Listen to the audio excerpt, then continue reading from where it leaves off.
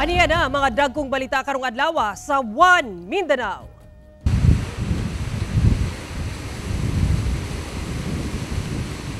Pipila ka istruktura na danyo sa kusog nga ulan ug hangin sa Marilog District, Davao City. Pipila ka lugar sa Region 12 ug Maguindanao del Norte nakasinati og halapad nga pagbaha.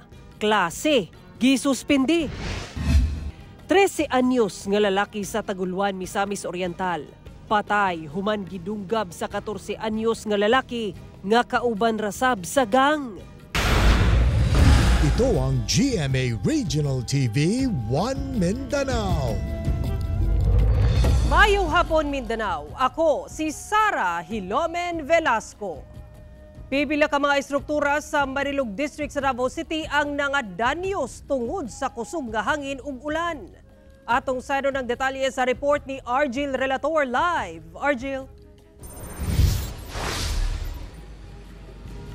Sara, ato na sinati mismo ang kakusog sa hangin inubanan sa pag-ulan kaganinang buntag dito sa maong lugar. Gawa sa mga istruktura nga nangadanyos doon sa mga poste sa kuryente ngun man mga punuan sa kahoy nga natumba. Karong adlaw wasab nagpatuman og suspensyon sa face-to-face classes sa mga upland barangays sa Davao City tungod sa daot nga panahon.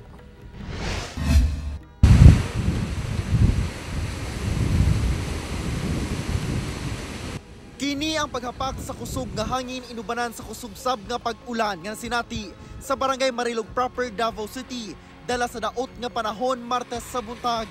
Ang mga punuan sa kahoy daw gisayaw na sa hangin. Ang payag nga Pinoy-anan sa pamilyang Bakil gipahapa sa kusog nga hangin.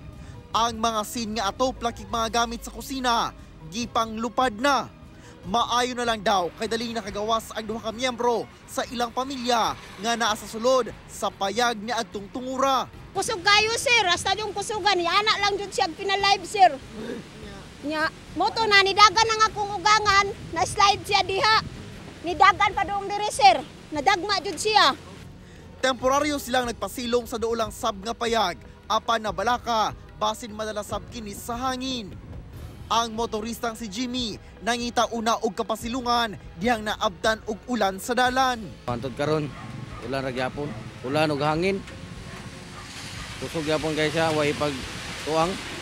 Sa Purok 18 Sitio Lagdek, gipahapa sab sa hangin ang pipila ka istruktura sama ni ining bunkhouse sa construction workers. Bisa ng ilang purok, dili na gayud mahitsura dihang naguba. Sumala pa nga diri mismo nakatindog ang ilahang purok apan tungod sa kusog sa hangin naabot na didto ang istruktura silang purok og nadanyos na gayod. Bali paghangin jod katong purok-purok nila dira bali ni sandig. Tapos pag utro na pud hangin usap pa jud siya ni hagsa. Wala misaler ang kalikon sa usa ka poste sa kuryente dihang gitumba kini sa kusog sa hangin padulong sa highway. Resulta nga mibabag kini sa duha ka lanes. Gilayong nagmando ang BDRMC aron dili mabalda ang dagan sa trapiko sa lugar. Sa Barangay Baganihan, halos zero visibility na ang highway tungod sa kabaga sa fog ug gabon. Naputol kining dakong sanga sa Falcata padulong sa highway tungod sa kusog nga hangin. Gilayon nga nagpahigayon og clearing operation ang mga sakop sa BDRMC Baganihan. Kining mamaligyaay og bulak, igo na lang sa pagpamunit sa scene nga atop sa ilang displayhanan og souvenir. Nadamay pa ang iyang mga baligyang bulak dihang nadatugan.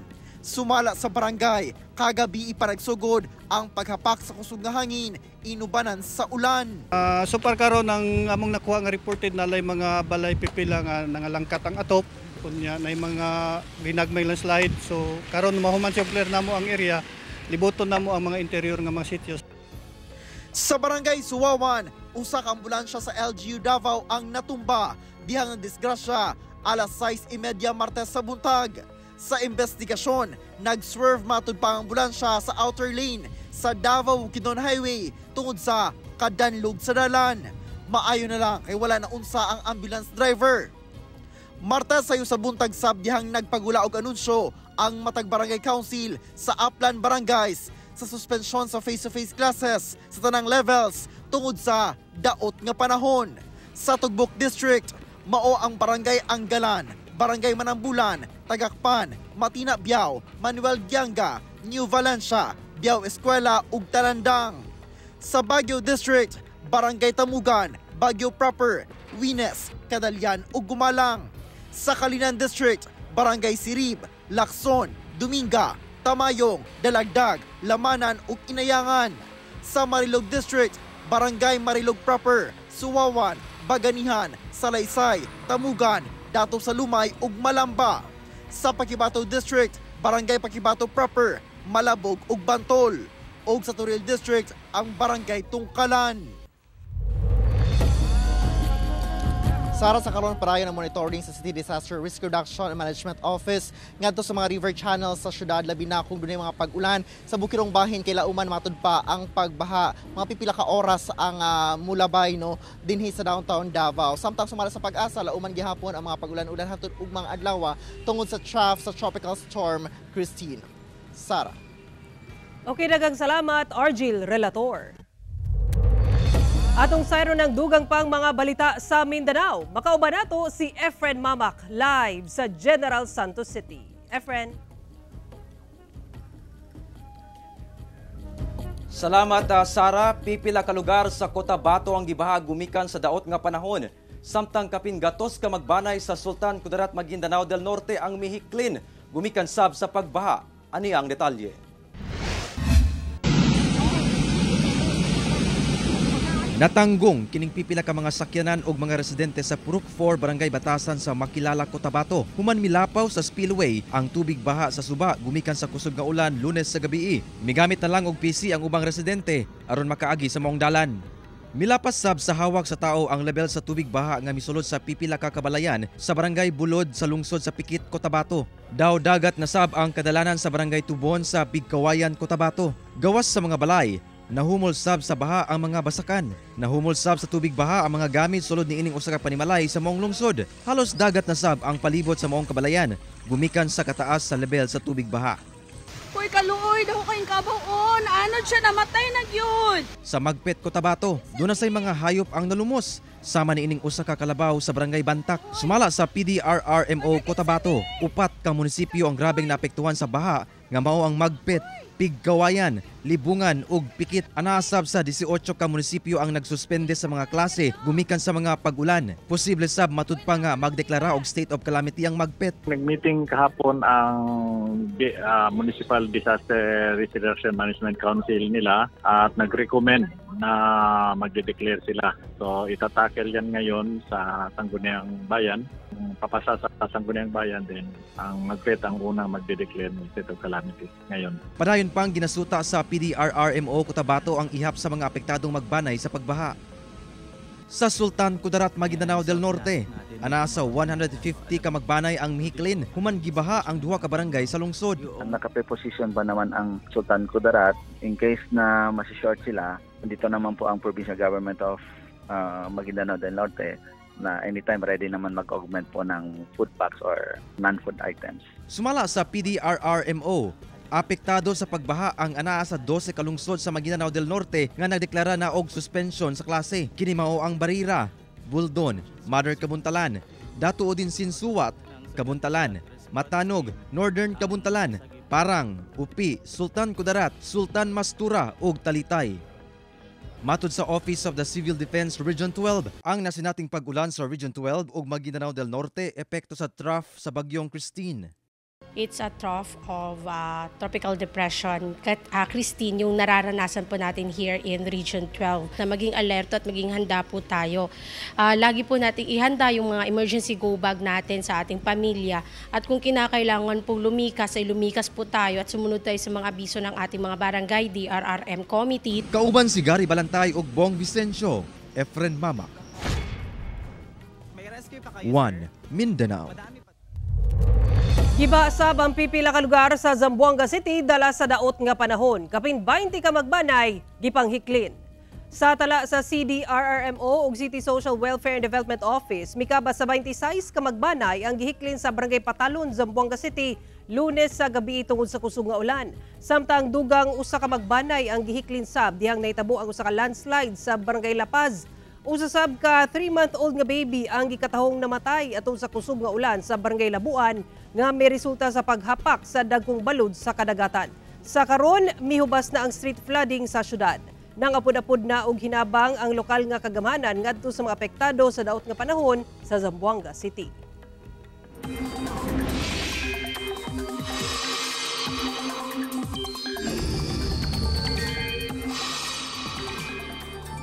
Mas mikusog pa ang bagyong Christine ug usa na ka tropical storm. Base sa 11 a.m. bulletin sa Pag-asa, signal number 2 na sa Catanduanes, signal number 1 sa Eastern Visayas ug halos tibuok Luzon. Posibleng madugangan o mas mutaas pa ang maong signal number samtang nagkaduol sa yuta ang bagyo sumala sa Pag-asa. Sa forecast track sa Pag-asa, posible kining maglandfall sa Northern Aurora o Isabela ugma sa gabii o Huwebes sa kadlawon. Apan pwede pa kining mausab sa mga musunod nga adlaw. Posible sab kining mukusog ug mahimong severe tropical storm o typhoon. Base sa datos sa Metro Weather, posible ang ulan sa Zamboanga Peninsula, Barm, Soxargen, Northern Mindanao ug Caraga. Busa magbantay sa posibleng pagbaha o landslide. Usa ka 13 anyos nga batan-on ang patay human gidunggab sa 14 anyos nga batan-on sa Taguluan, Misamis Oriental. Sayron tang dugang detalye sa live report ni James Paulo Yap. James? Yes, Sara, nasayran nga magkauban lang sa usa ka gang ang biktima ug ang suspect. Mupahawa na unta kini dihang gitabangan og kulata nga may resulta sa pagpandunggab patay sa biktima. Ani ang report? Igo na lang sa pagmahay ang kabanay sa 13 anyos nga batan-ong lalaki nga residente sa barangay Kasinglo, Taguluan, Misamis Oriental. Human gitabangan og kulata, daw gidunggab patay sa grupo rasab sa mga menor de edad sa barangay Gracia sa Taguluan pasado alas 10 sa gabi adlawng Sabado. Sa investigasyon sa Taguluan Police, usa ka 14 anyos nga batan-ong lalaki nga kauban rasab sa biktima sa grupong Young Guns ang suspect. Naanay bikil nindwa. Actually, gi-attempt daw siya. Kina nga tong CICL gi-attempt saksak aning biktima before. So, mato na wala man po siya na napuruan o naigo. Nag-decide ning biktima nato na mo gawas sa ilang grupo. Sigon sa kapulisan nga dinhi sa parte sa Barangay Gracia sa Taguluan, Misamis Oriental, sagad magtipok ang gang group nga Young Guns tungod ngit-ngit ug mingaw kini matagabi. Ug niadtong tungura, nagpang-abot gyud ang 13 anyos nga biktima ug ang grupo sa 14 anyos nga suspect nga may resulta sa pagsinumbagay ug pagdinunggabay nga nagresulta sa pagkamatay sa maong minor de edad nga biktima. Diri sa mga grupo sa CICL na hinapulo man sila kabuok na puro minor de edad kontra aning biktima. So if that time na nagsinumbaga na sila, mato na hinay kang gidsaksak kong biktima. Hustisya karon ang singgit sa kabanay sa biktima. Kinsa desidido nga mupasaka og kaso patok sa suspect. Kanang mga grupo kinala mga og tinuod magaling ng mga ganggang nila. O pwede tabangan nato gina sila og puhag kay wala may hinungdan. Sara, sumala sa kapulisan nga na-rescue na kuno ang 14 anyos nga batan-ong suspect og na-turn over na nila kini sa buhatan sa Department of Social Welfare and Development. Sara? Daghang salamat, James Paulo Yap. Ito ang GMA Regional TV 1 Mindanao. Nangandam na ang Samal Island LGU, ilabi na sa pinakadakong sementeryo sa isla alang sa umaabot nga kalagalag. Atong sayno ng detalye niini sa live report ni Kent Abrigana. Kent? Sara, pipila ka adlaw una ang kalagkalag, gisugdan na ang pagpanghinlo sa mga sementeryo sa Samal Island samtang dunay mga sayo nga mibisita sa ilang mga minatay. Pipila ka adlaw una ang kalagkalag, ubay-ubay na ang nanghinlo sa mga lubnganan dinhi sa Samal Island Memorial Park nga mao'y pinakadakong sementeryo sa isla. Sumala nila, kini aron malikayan usab nila ang dagsa sa mga tawo atol sa adlaw sa kalagkalag. Para dili na may kayo malis dancers sa pagdagsa sa mga tao kay on the way napodbaya ang ondas. Kay mingaw pa, mapakay tao ba Hindi pa kayo daghang tao. Sumala sa City Economic Office nga andam na sila sa pagdagsa sa mga mubisita sa 8 ka sementeryo sa isla. Na-clear na namo ang mga roadway with cooperation to sa city engineers, sa Senro o sa CJSO. Gani, nagsugunsab sila sa pagpanglimpyo sa mga sementeryo. Sa ilang ipagawas nga guidelines, hugot nilang ipatuman ang oras sa pagbisita sugod October 31 hangtod November 2. Itong 7 ka area, mag-start of 6 o'clock, mahuman sa 5. Except ang ato ang pahulayan o sa may Memorial Park, magsugod sa alas 6 hangtod sa alas 9 sa gabi. Hangtod sa October 30 ra usab ang lubong o cremation sa matag sementeryo. So from October 31 to November 3, no? So walay lubong ang cremation. So kay siyempre during that time visitation na. Ginapinamduman sab nila ang publiko sa mga bawal sulod sa sementeryo. Apart sa amuang nanay pahipodang ang pahibalo, siyempre kato mga hait nga butang, mga sound system, mga patugtog, nang bawal na sa mga speakers. Then isa katong ni-implementar man ta sa waste management o mga plastic, bawal gyud na siya. Dumasab sila pahinumdum sa mga bubisita nga turista. Kihangyo na mo ang mga bisita, mga pinalangga na bisita nga matngunan na to ang paglabay sa mga basura sa kadalanan. Nakahan ay nasab ang security plan sa kapulisan alang sa karong kalagkalag. Sara, sumala sa Samal Island LGU anaa sa 6 to 8 ka police personnel inubanan sa mga volunteers o personahe sa task force sa Samal Island ang ilang ipakatag sa matag sementeryo karong umaabot nga kalagkalag. Sara. Daghang salamat, Kent Abrigana. Nakatakdang maghatag og 150,000 pesos nga monetary reward ang lokal nga kagamhanan sa Cebuco, Zamboanga del Norte alang dunay impormasyon sa bangka nga gigamit sa pagdagit sa usa ka American national ug sa makatudlo sa gikahimutangan sa biktima. Ani ang report. Mag-usa ka semana na sukad gidagit ang 26 anyos nga American national nga si Elliot Eastman sa balay niini sa sitio Tungawan, Barangay Poblasyon, Cebuco, Zamboanga del Norte niadtong October 17. Ang maong pagdagit gikondena sa lokal nga kagamhanan sa Cebuco. Busa aron mapadali ang pagpangita sa biktima, andam matud pa ang LGU nga maghatag og ganti sa mga makatabang aron marisolba ang insidente. Gibutyag kini atol sa panagtapok sa Cebuco LGU kauban ang mga opisyales sa 28 ka mga barangay sa lungsod, lakip ubang law enforcement agencies.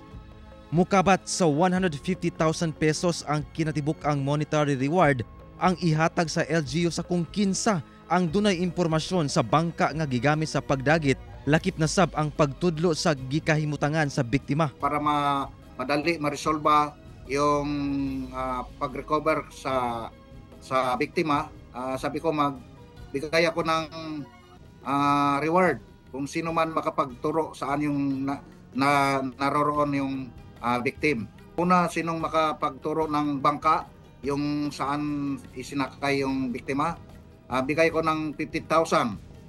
Pangalawa, yung magturo saan yung biktima, bigay ako ng 100,000. So, posible matud pa nga wala pa makagawa sa Zamboanga del Norte ang mga suspetsado.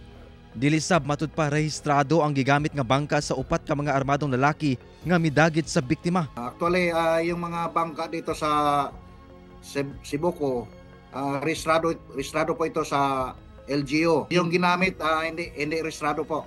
Pinaagi sa usa ka statement, gikalipay sab sa kapulisan ang maong lakang sa lokal nga kagamhanan. People coming here to tell my... Kahinumduman nga si Eastman, usa ka vlogger nga maglima na kabulan nga nagapuyo sa maong lugar ug nakaasawa og residente sa lugar. Una na nga gibutyag niini sa usa sa iyang mga vlog nga nakadawat matud pa kini og hulga sa pagpandagit. Sa karon padayon pa ang hot pursuit operation sa otoridad batok sa mga sospek. Efren Mamak, 1 Mindanao. Upat ka panimalay sa Barangay Bulwa sa Cagayan de Oro City ang naugdaw sa sunog karong adlaw. Mga bata nga nagdula matud pa og kalayo gitudlong hinungdan sa sunog. Ani report ni Cyril Chavez. Ugdaw og pulos mga konkretong pader na lamang ang nahibilin ni ining upat ka mga balay sa Zone 6 Barangay Bulwa, Cagayan de Oro City. Human miulbo ang sunog sa lugar. Ang insidente Nahitabo pasado alas 12 sa udto kung asa dali-dali nga responde ang kabumbiruhan. Labi pa nga duol ra kini sa Bulwa Fire Station. Apan palisuray gyapon ang pagresponde sa kabumbiruhan tungod sa gamay ang dalan pasulod sa lugar. Gisaka sa ikaduhang alarma ang sunog ug pasado 1:40 sa hapon gideklarang fire out. Ang nahitabo dili day masudlan og fire truck, so sumpay mig hose mga 5 or 6 connection sa hose nga naabot ginato ang kalayo. Human ang nahitabong sunog ingon ani na lamang ang dagway sa Panimalay nga naigo sa insidente sa sunog dinhi. Sumala pa sa BFP magpadayon ang ilang investigasyon aron masuta kung unsa ba ang tinubdan sa sunog apan ilang gituhuan nga nagsugod ang sunog niini nga Panimalay. Daghang anggulo ang ginalantaw sa BFP nga tinubdan sa sunog. Lakip na ang giingong pagsunog-sunog kuno sa mga bata og foam sa lugar. Inoon, walay nasamdan sa hitabo, gawas lang sa usa ka binuhing iro nga namatay sa sunog. Sa pakisusi na mo no, naaday nagdula-dula nga bata, but ato pa na silang i-validate kung sa katinuod ang ilang mga Matod sa nasunugan, nakadungog sila og buto og dayong ulbo sa dakong sunog. Tungod sa kapaspas sa hitabo, wala silang nasalba nga gamit. Padayon lang yung sir, mga ilang tabang sa kuan sa mga opisyal, sa pwede matabang, hygiene lang, kuan, use cloth, kana lang. Karon, gikordon na sa BFP ang lugar tungod sa ilang himuong investigasyon. Nanawagan sab sila sa publiko nga bisan pa man ting-ulan karon sa syudad, dili magkumpiyansa sa sunog. Kauban si Jaybert Pairat, Cyril Chavez, 1 Mindanao. Ito ang GMA Regional TV 1 Mindanao.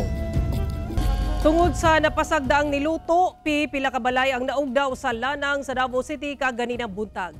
Moabot sa siyam ka panimalay ang nasunog sa Purok 3 Rizada Village, Lanang, Davao City, pasado alas 5:43 kaganinang buntag. Sa impormasyon gikan sa Davao City Fire District nga nakuha sa GMA Super Radio Davao, 3 ka balay ang totally damaged ug 6 ang partially damaged. Base sa investigasyon sa kabumberuhan, napasagdang niluto ang hinungdan sa sunog. Gibada-bada ang moabot sa 4.2 million pesos ang danyo sa sunog. Gikumpirma sab sa BFP nga usa ka 64 anyos nga lalaki ang nasamdan ug nakahiagom og paso sa naong ug wala nga bukton. Hinuon gidala na kini sa balay Tambalanan. Moabot sab sa 15 ka magbanay ang apektado sa maong sunog. Upat ka magbanay ang apektado sa sunog sa hilit nga lugar sa Barangay Carmen sa Cagayan de Oro City. Mga nasunugan na nawagan og hinabang human nga wala gayoy nasalba nga mga gamit. Ani report ni Cyril Chavez. Chapaw nga paghilak sa mga bata, dungan sa nagdilaab nga kalayo. Ingon ani ang sitwasyon, human nga kalit miulbo ang usa ka sunog sa Zone 13 Barangay Carmen, Cagayan de Oro City. Pasado alas 11 sa buntag adlong Sabado. Sa kadako sa kalayo, walay nahimo ang mga residente sa palibot. Human nga mihinay sab kuno ang aga sa tubig sa ilang mga gripo. Human sa hitabo, ingon ani na lang ang dagway sa upat ka panimalay nga nasunog. Pulos sementadong pader o pipila ka mga bakal nga kabahin sa istruktura sa mga panimalay ang nahibilin. Matod sa mga nasunugan, wala gayud sila nasalba nga gamit tungod sa kapaspas sa hitabo. Nag-welding dia. Dayon diya daw nagsugod ang kalayo, dayon buto dayon pong gasol. Moto dali ra kuno kay yung kalayo ng buto mong gasol. Sa karon, nagpuyo na lamang ang ilang pamilya sulod sa mga tent nga gihatag kanila. Nagunang kinahanglan kuno nila karon ang materyales sa pagpatukod balik sa ilang balay. Materyales gid may problema na mo. Di manggimi ka na matrabaho igura sa may makakaon. Sud magunahon tanaw niya. Wa tay kaunon lisod kay ni pamilya na tong gagmay pa. Sa tala sa Carmen Fire Station, miabot sa 350,000 pesos ang damyo sa sunog, kung asa ana sa upat ka mga panimalay ang totally damaged og usa ang partially damaged. Usa sab ang samdan sa panghitabo. Padayon pa ang investigasyon sa BFP sa rason sa sunog, apan usa sa ilang ginalantaw ang giingong pag-welding sa lugar. Kani atong mga octopus wiring unta dili na ninyo na pagbuhaton usab, tapos kaning pag-welding nga mag-welding nga nasa kuan indoor i-plaster lang pud kay Pasig awa karon sa mga nahitabo na hinoon. Kauban si Jaybert Pairat, Cyril Chavez. 1 Mindanao. 7 ang patay human nagkaengkwentro ang duha ka armadong grupo sa Parang, Maguindanao del Norte. Patay ang 7 ka tawo human ang bakbakan tali duha ka magkalaban nga armadong grupo sa Barangay Tuka Maror, Bongo Island, Parang, Maguindanao del Norte. Kini ang grupo ni Tamano Aragasi ug ang mga grupo ni Roush MILF sa ilaw ni Commander Mahmoud o Commander Paradise. Nagsugod kuno ang tensyon sa mga grupo niadtong buntag sa Biyernes, Oktubre 18. Sa gipaygayong hot pursuit operation o clearing operation sa Philippine Marines o Kapulisan, 3 ka patay nga lawas ang ilang na-recover sa nahitabuan. Og laing 4 ka patayng lawas ang na-recover sa dagat, lakip mga armas nga M14 rifles. Gawas diini pipila sab ka tagas nga kalibre sa armas ug mga bala ang na-recover sa otoridad. Sumala pa nga 2 ka bangkang de motor ang gisakyan sa mga armado sa ilang pag-ikyas padulong sa Matanog, Maguindanao del Norte ug Malabang, Lanao del Sur. Naka-full alert status pagyapon ng Philippine Marines ug kapulisan sa lugar aron masiguro ang kaluwasan sa mga residente. Hugot ang monitoring sa Davao del Norte Provincial Disaster Risk Reduction and Management Office sa mga sapa ug dam sa probinsya, ilabi na sa nasinating pag-ulan. Gibutyag ni Glenda Delideli ang hepe sa Davao del Norte PD RRMO aton sa pagiginabi sa GMA Super Radio Davao nga sa karon 24/7 silang nakamonitor pinaagi sa nakamuntar nga kamera sa ilang mga sapa ug dam ug mga early warning device. Kini gumikan sa nasinating mga pag-ulan sa probinsya. Gipaklaro sab ni Delideli nga wala pay gipatuman nga suspensyon sa klase ang mga tulungaan apan mag-agad kini sa desisyon sa matag LGU. Sumala sa Pag-asa Davao nga padayong makasinati og pag-ulan ang Davao Region hatod sa trough sa bagyong Christine. Usa ka rider ang patay human mibangga sa excavator nga heavy equipment sa Maco, Davao de Oro. Patay ang 32 anyos nga rider human mibangga sa nakaparadang excavator nga heavy equipment sa Barangay Poblasyon sa Maco, Davao de Oro. Sa impormasyon sa Maco Municipal Police Station nga nakuha sa GMA Super Radio Davao, posibleng tungod sa kadanlog sa dalan ug wala nabantayan sa biktima ang excavator. Nabangga kini ug napasok sa ligid ang iyang ulo, rason sa iyang hinanaling kamatayon. Nagpahimangno ang kapulisan sa mga motorista nga maghinay-hinay sa pagmaneho ug magmabinantayon, ilabi na nga nasinati ang mga pag-ulan ug ngit-ngit sab ang lugar. Mibalik sa winning column ang Letra Knights sa ilang double overtime win batok San Sebastian Golden Stags sa round 2 sa NCAA Season 100 basketball games kaganina. Misangpot sa kulbahinam nga double overtime ang dula sa Letra Knights batok San Sebastian Stags kaganina dihang nag-90 all ang score. Tungod niini mibanat si Vince Quahaw og 34 points ug 2 blocks nga nagdala sa kadaugan sa Letra Knights 101-98. Padayong tutukan ang mga dula sa NCAA Season 100 ugma October 23 alas 11 sa buntag. Tali LP Pirates versus Benil Blazers nga makita sa Heart of Asia. Ug 2:30 sa hapon, tali EAC Generals versus JRU Heavy Bombers nga makita sa GTV ug Heart of Asia. Mga kapuso, 64 days na lang, Pasko na! Ug mao kato mga uling balita sa Mindanao karong adlaw. Mamahimo ninyo kining makita pag-usab pinaagi sa pagbisita sa official website sa GMA Regional TV o bisita ang among official YouTube channel ug i-click ang subscribe button para sa pinakaulahing balita. Daghang salamat sa atong mga kapuso sa Mindanao nga nagalantaw kanamo sa atong mga kapuso abroad. Padayon lang sa pagtutok sa mga lokal nga balita matag adlaw tungod sa GMA Regional TV, Local News Matters. Kami ang GMA Regional TV 1 Mindanao, tibok pwersa para sa mas dakong misyon ug mas halapad nga pagserbisyo sa nasod.